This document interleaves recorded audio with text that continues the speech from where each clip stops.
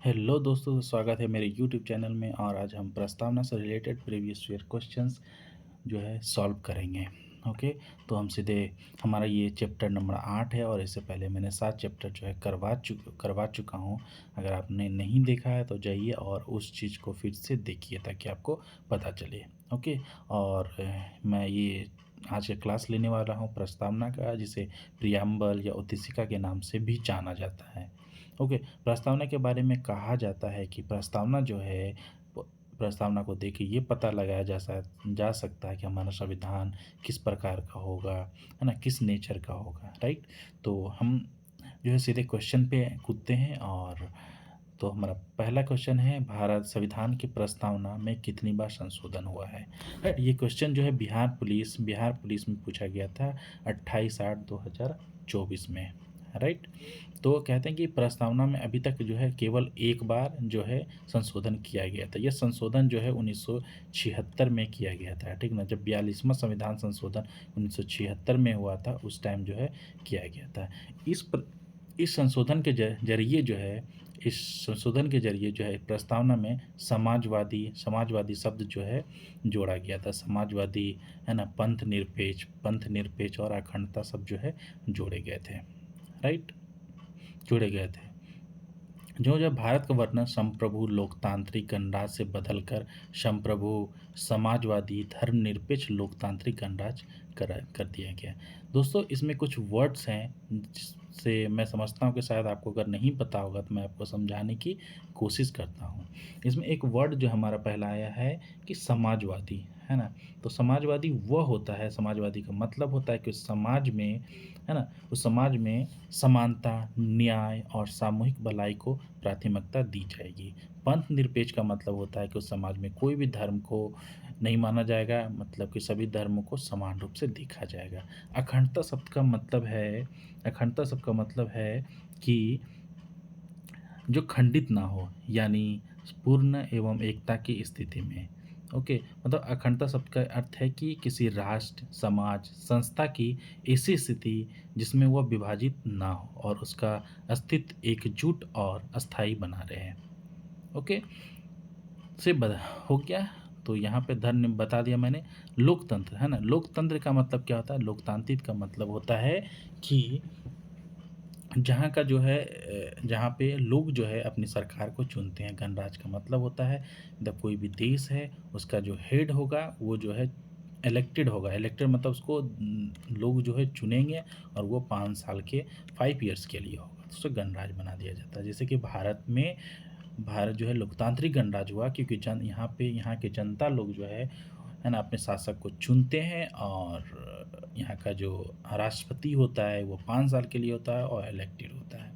हमारा next question है, मतलब इसका क्वेश्चन नंबर ए सही होगा। हमारा नेक्स्ट क्वेश्चन है, निम्न में कौन सा कथन भारत संविधान की प्रस्तावना के संबंध में सही नहीं है। तो यह एक न्यायविद है, मतलब सही है। प्रस्तावना ना ही व्यस्तिका की शक्ति का स्रोत है और ना ही उनकी शक्तियों का निषेध करती। सही है, प्रस्तावना संविधान का भाग है।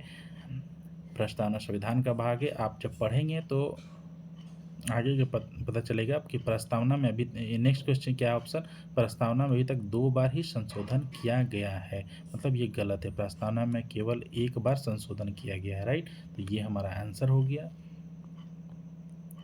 फिर हम क्वेश्चन नंबर 3 की ओर बढ़ते हैं। बोला गया कि संविधान की प्रस्तावना को भारत की राजनीतिक कुंडली किसने कहा था। भारत की राजनीतिक कुंडली किसने कहा था? ये इसका आंसर क्या होगा? के मुंशी जो है इसका आंसर होगा। हमारा नेक्स्ट क्वेश्चन है कि भारत के संविधान की प्रस्तावना को निम्न में से किसके द्वारा राजनीतिक कुंडली बतलाया गया है। तो के मुंशी है और एक अर्नेस्ट बार्कर हैं जिन्होंने संविधान की कुंजी कहा था प्रस्तावना को। Right, Ernest Barker. तो आप ये सब लिख लीजिए, नहीं तो स्क्रीनशॉट लेके रख लीजिए ताकि आपको पता चलते रहे, है ना। भारत के संविधान के दार्शनिक तत्व निम्नलिखित में से किस पर आधारित है ना। तो नेहरू का ये रिपोर्ट जो था 1947 के उद्देश्य संकल्प से जो है संविधान के दार्शनिक तत्व जो है। ओके, तो देखिए ये इसका एक्सप्लेनेशन क्या दिया हुआ है।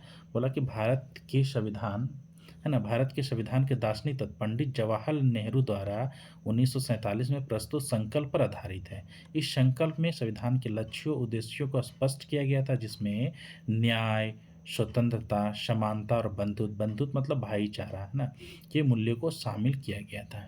हमारा नेक्स्ट क्वेश्चन है, निम्नलिखित में से कौन-सा शब्द भारत संविधान की प्रस्तावना में नहीं है ना? तो अगर आप पढ़ेंगे तो संप्रभु, संप्रभु जो है हमारी प्रस्तावना में। संप्रभु का मतलब क्या है? मतलब कि हमारा जो देश है, हमारा देश है किसी पे डिपेंडेंट नहीं है ना? मतलब इसके ये किसी के कंट्रोल में नहीं है, उसको संप्रभु कहते हैं। समाजवाद का मैंने बता दिया है कि सामाजिक न्याय, समता को समाजवाद में लाएँगे।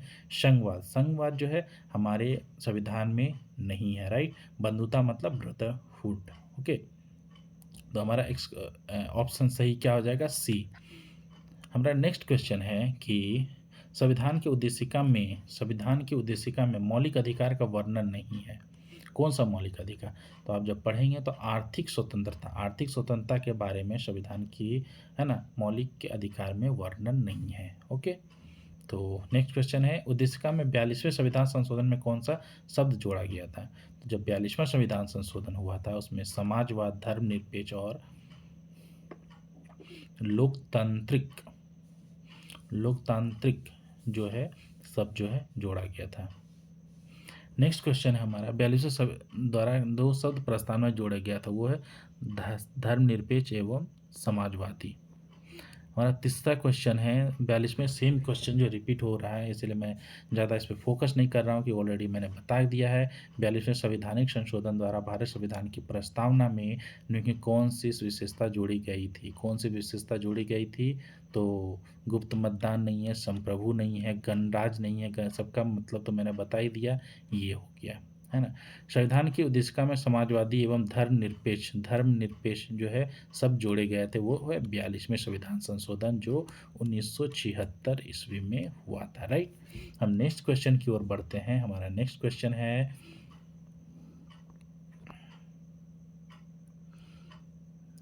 भारत संविधान की, क्या एक मिनट, नेक्स्ट क्वेश्चन को मैं थोड़ा सा जूम कर देता हूँ। मतलब भारत संविधान की धर्म प्रस्तावना में किन किन संशोधन से समाजवादी धर्म निरपेक्ष शब्द जोड़ा गया था ना? तो किस प्रस्ताव में जोड़ा गया था? 42वें संविधान संशोधन जो कि 1976 ईस्वी में हुआ था, इससे जोड़ा गया था। ये डेट जो है आप याद रखिएगा, ये बहुत ही महत्वपूर्ण क्वेश्चन आता है, बहुत सारे एग्जाम में पूछे जाते हैं। भारत संविधान की प्रस्तावना में धर्मनिरपेक्ष शब्द किस संशोधन जोड़ा? 42वां संविधान संशोधन। भारत संविधान की प्रस्तावना समाजवादी शब्द किस में जोड़ा गया था? 42वां संविधान संशोधन। भारत संविधान की प्रस्तावना किस संशोधन द्वारा समाजवादी एवं धर्म निरपेक्ष जोड़ा गया था? 42वां संविधान संशोधन, राइट? हम नेक्स्ट क्वेश्चन की ओर बढ़ रहे हैं। भारत के संविधान की प्रस्तावना में निम्नलिखित में से किस एक को पहले मुख्य रूप से सम्मिलित नहीं किया गया था? तो क्या है, भारत के संविधान की प्रस्तावना में निम्नलिखित में से किस एक को पहले मुख्य रूप से सम्मिलित नहीं किया गया? तो देखिए, जब 1976 का संविधान संशोधन के तहत भारत संविधान की उद्देशिका में, है ना, समाजवाद, पंथ निरपेक्ष और धर्मनिरपेक्ष और अखंडता सब जोड़े गए थे। इन शब्दों में भारत की नीतियों सिद्धांतों को अधिक स्पष्ट से परिभाषित करने का काम किया। समाजवादी यह सब नागरिकों के लिए सामाजिक, आर्थिक और न्यायिक राजनीतिक समानता स्थापित करने के लक्ष्य को दर्शाता है ना? धर्मनिरपेक्ष क्या है? सभी धर्मों को समान मानना, है ना? तो बोला भारत संविधान की प्रस्तावना में मूल रूप से समाजवादी और धर्मनिरपेक्ष शब्द शामिल नहीं थे। तो कौन सा है? समाजवादी और धर्मनिरपेक्ष, मतलब हमारा जो है ऑप्शन डी जो है सही है। इसीलिए तो समाजवादी और धर्मनिरपेक्ष शब्द को बाद में क्या है, जोड़ा गया था। नेक्स्ट क्वेश्चन है, क्वेश्चन नंबर 8 की ओर बढ़ते हैं कि संविधान निर्माताओं ने किस पर विशेष ध्यान नहीं दिया था? तो किस चीज़ पे ध्यान नहीं दिया था? तो है क्या, प्रस्तावना, राइट? तो क्या कहते हैं कि प्रस्तावना को संविधान की आत्मा भी कहा जाता है, क्योंकि यह संविधान निर्माताओं की विचारधारा आदर्शों को प्रकट करता है।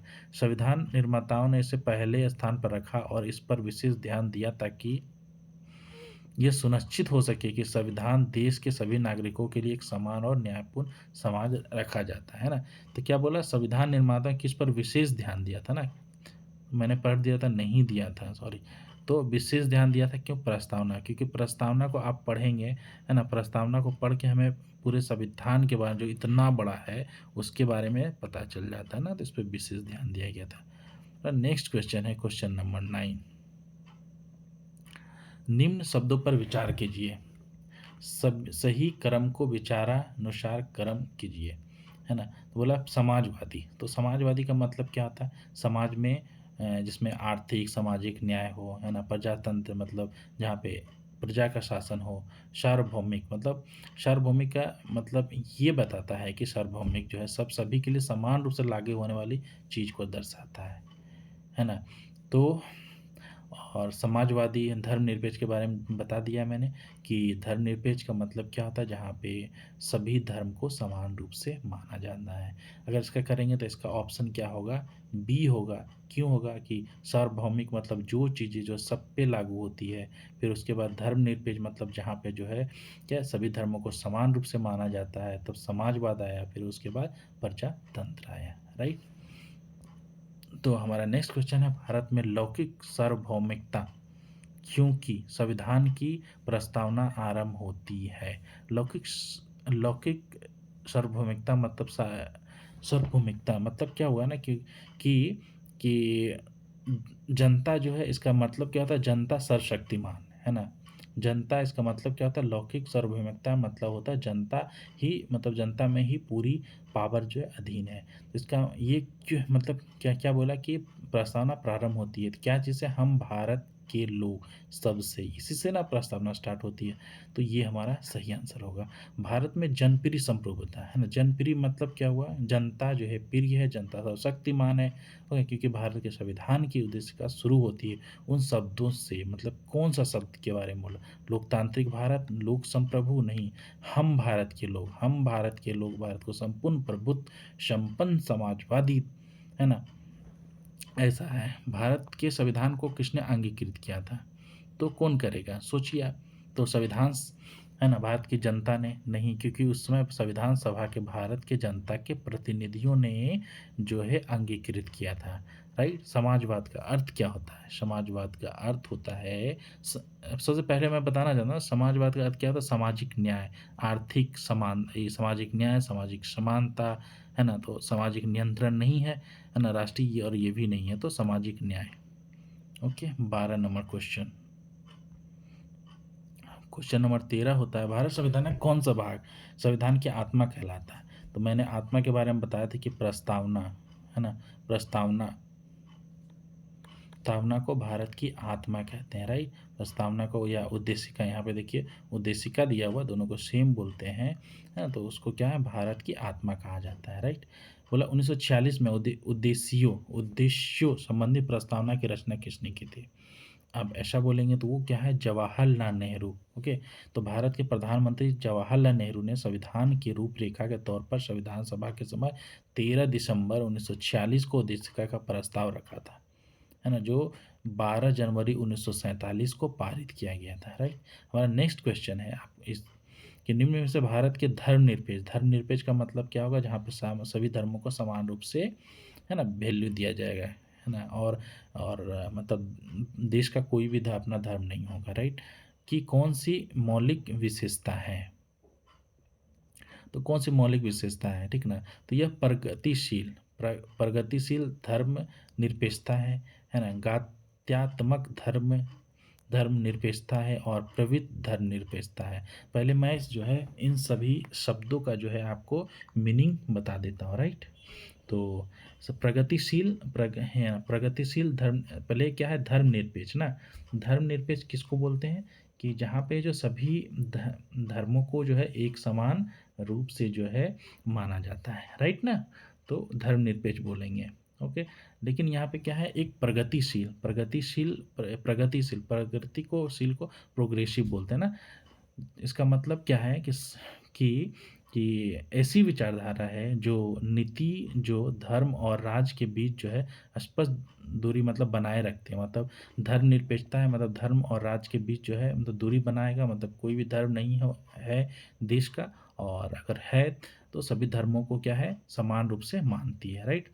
तो सामाजिक न्याय, समानता, मानवाधिकार और जैसे वैज्ञानिक सोच को क्या है, बढ़ावा देती है ना? तो इसमें इसका मतलब क्या हुआ कि सभी धर्मों के साथ है मतलब समान व्यवहार किया जाएगा, है ना? धर्म की स्वतंत्रता होगी लेकिन धर्म के आधार पर कानून ना बने, लेकिन कोई भी कानून जो है धर्म के आधार पे कानून नहीं बनाया जाएगा। समझे ना? और जैसे कि अल्पसंख्यक हो गया, महिला, दलित, एलजीबीटी कम्युनिटी जो होते हैं के अधिकारों की रक्षा की जाएगी। दूसरा हमारा है गत्यात्मक धर्मनिरपेक्षता के बारे में मैंने बता दिया। गत्यात्मक मतलब गतिशील, है ना? इसका मतलब क्या हुआ कि तब ये एक ऐसी विचारधारा है जो समाज की मतलब जो समाज है उसकी बदलती परिस्थिति मतलब जो समाज बदल रहा है ना, तो के अनुसार जो है धर्मनिरपेक्षता के लचीले और व्यावहारिक स्वरूप को अपनाने की बात करती है ना? जैसे धर्म और राज के बीच जो संतुलन को सामाजिक के अनुसार जो है लचीले ढंग से निभाया जाए ना। हमारा तीसरा है कि प्रविद्र प्रवृत्त धर्मनिरपेक्षता जिसे एडवांस सेकुलरिज्म भी बोलते हैं ना। एडवांस सेकुलरिज्म इसका मुख्य उद्देश्य क्या होता है ना कि जैसे सभी धर्म और जैसे गैर धार्मिक नागरिकों के लिए समान अधिकार सुनिश्चित करना। ओके, बोलता है कि सम्मान और संरक्षण करना, है ना? राज्य की भूमिका को निष्क्रिय नहीं बल्कि सक्रिय बनाना, जहाँ ज़रूरत पड़े, है ना? वहाँ पे क्या है समानता और न्याय की रक्षा करना, भले कोई भी मामला क्यों नहीं हो, है ना? तो ये हो गया। तो क्या बोल रहा है कि धर्म निश्चय कौन सी मौलिक विशेषता है? तो मौलिक विशेषता क्या है? ये दोनों है, राइट ना? तो यहाँ पे आंसर क्या होगा? डी, जो उपयुक्त में से एक से अधिक। बोला गया कि भारत संविधान में प्रस्तावना को किस संविधान से लिया गया? किस संविधान में किनके संविधान से लिया गया? तो प्रस्तावना जो है यूएसए से लिया गया है। भारत संविधान की प्रस्तावना कहाँ से लिया गया है? तो जर्मनी, जापान नहीं है, ये यूएसए है। तो इनमें से कोई नहीं होगा, राइट?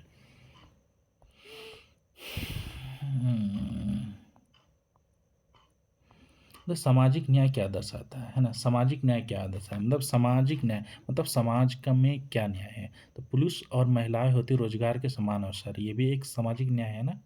हाँ है। तो धन का समान वितरण, ये भी सामाजिक न्याय है। तो राजनीति में महिलाओं की समान भागीदारी की, ये भी क्या कहते हैं कि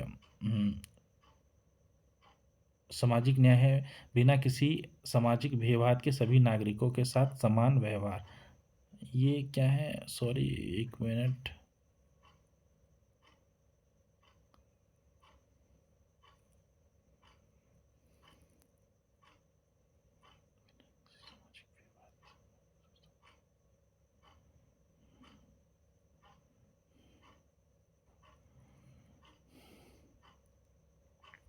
सॉरी, यहाँ पे पूछा गया कि सामाजिक न्याय क्या दर्शाता है, मतलब सामाजिक न्याय क्या दर्शाता है, राइट?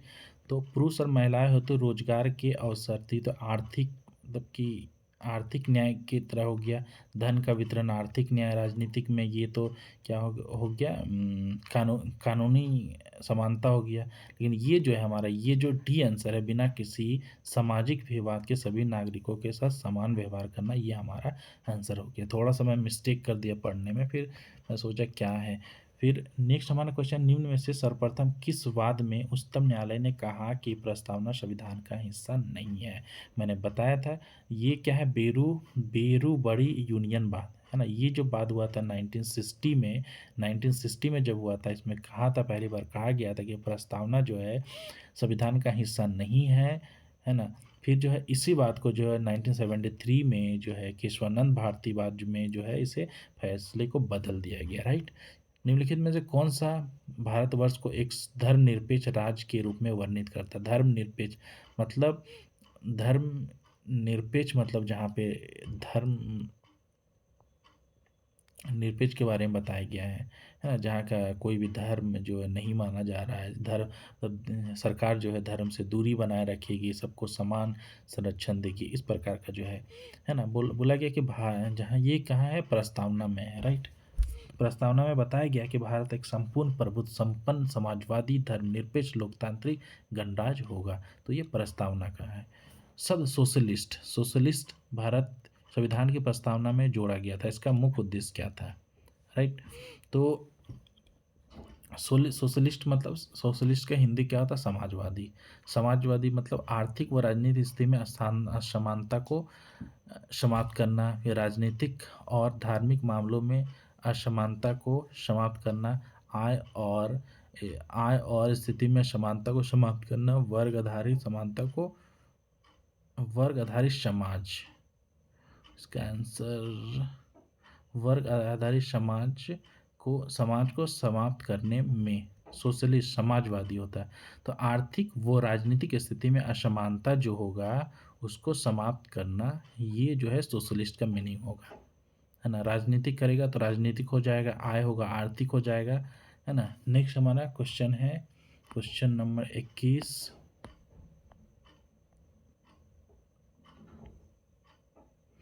भारत के संविधान की प्रस्तावना न्याय की गारंटी देता है, इसका तात्पर्य क्या है? भारत अपने जनमानस को अनुमति देता है, न्याय को मतलब क्या है?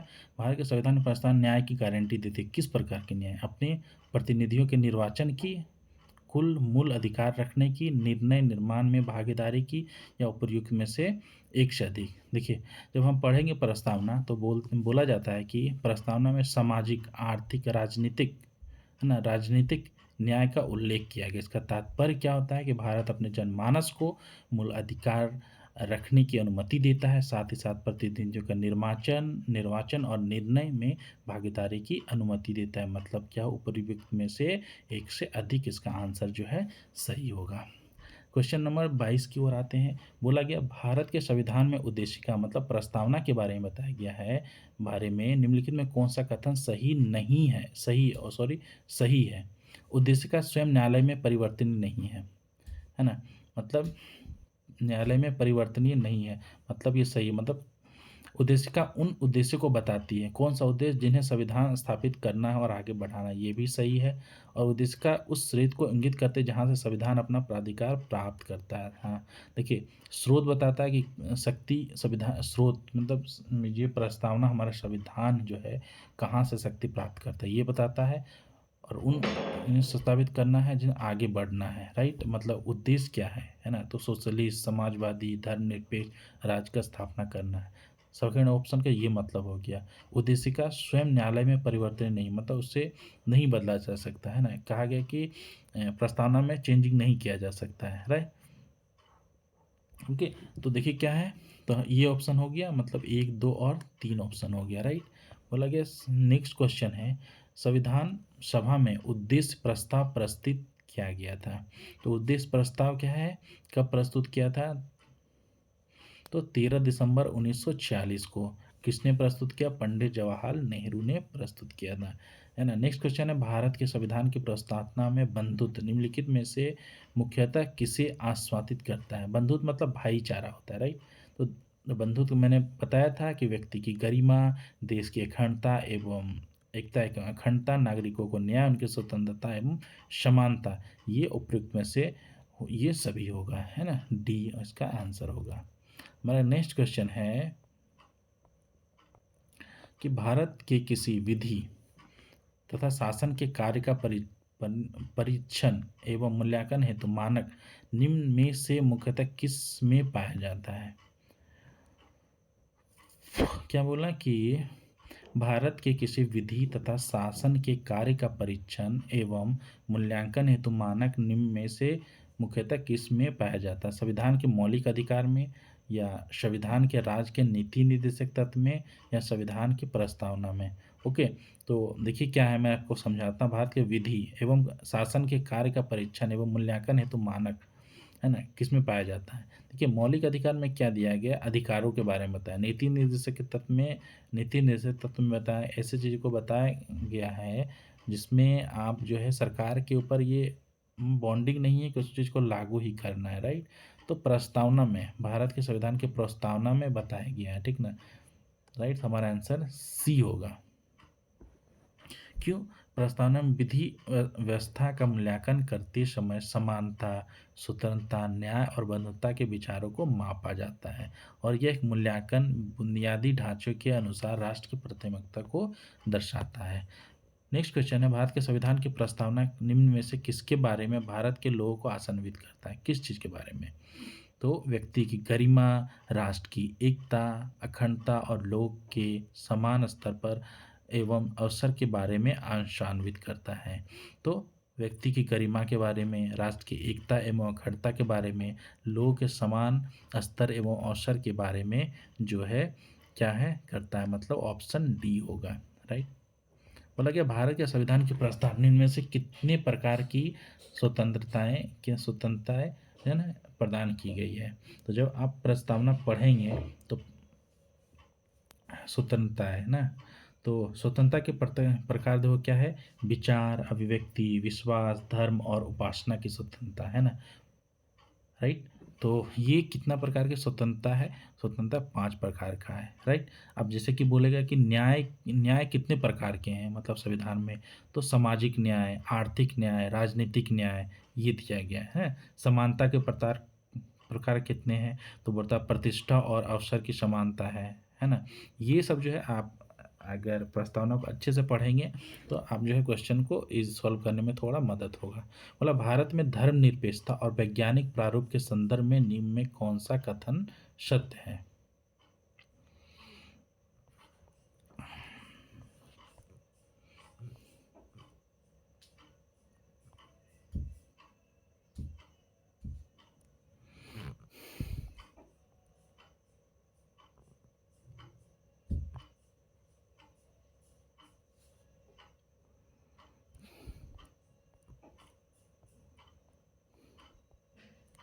हमारा नेक्स्ट क्वेश्चन है भारत संविधान की उद्देशिका में न्याय शब्द के निम्नलिखित में से किस रूप का उल्लेख नहीं है।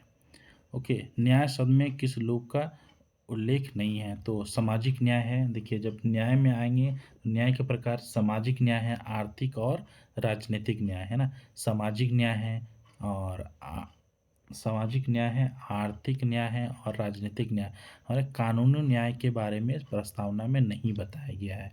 ओके, जब प्रस्तावना को पढ़ेंगे आप तो क्या बोला कि जैसे कि हम भारत के लोग भारत को संपूर्ण प्रभु संपन्न समाजवादी पंथ निरपेक्ष लोकतांत्रिक गणराज्य बनाने के लिए तथा इसके समस्त नागरिकों को सामाजिक, आर्थिक और राजनीतिक न्याय है ना ये बताया गया है। 3 कानूनी न्याय के बारे में नहीं बताया गया है। मतलब भारत का संविधान अंगीकृत हुआ और अस्तित्व में आया, संविधान 26 नवंबर 1949 को जो है अंगीकृत हुआ। राइट। तो हमारा ऑप्शन क्या है, ए सही है ना। हमारा नेक्स्ट ऑप्शन क्या है, नेक्स्ट मतलब क्वेश्चन क्या है, क्वेश्चन नंबर 31 है ना, 31 है।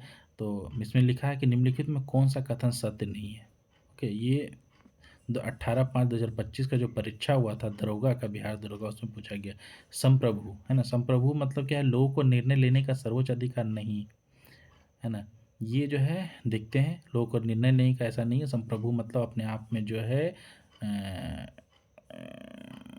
सॉरी देखो मैं क्या है, संप्रभु लोगों को निर्णय लेने का सर्वोच्च अधिकार, धर्म निरपेक्षता मतलब सभी धर्मों को समान है, और समाजवाद मतलब पूंजीवादी अर्थव्यवस्था का विकास ये गलत है ना। गणराज्य का मतलब क्या होता है, राज्य का मुखिया निर्वाचित होगा, ये सही है ना। देखो मैं समझा देता हूँ, संप्रभु मतलब क्या होता है, मोस्ट पावरफुल मतलब उसके वो जो है किसी के कंट्रोल में नहीं है ना, मतलब लोगों को निर्णय लेने का सर्वोच्च अधिकार है।